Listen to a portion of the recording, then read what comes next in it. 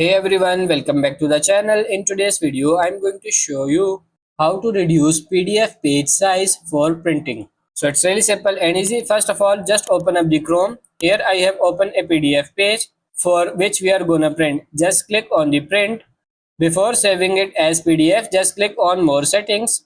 Here you can see the custom option, scale option and margins option.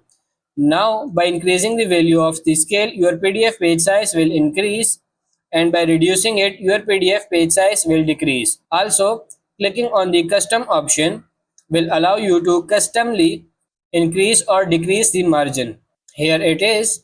After you have done reducing the size of the PDF page, just click on this save button and save it wherever you want, and your reduced PDF page will be saved. So that's pretty much it for this video. That's how to reduce PDF page size for printing. I hope this video was helpful. If it is, like it and subscribe to the channel. Thank you.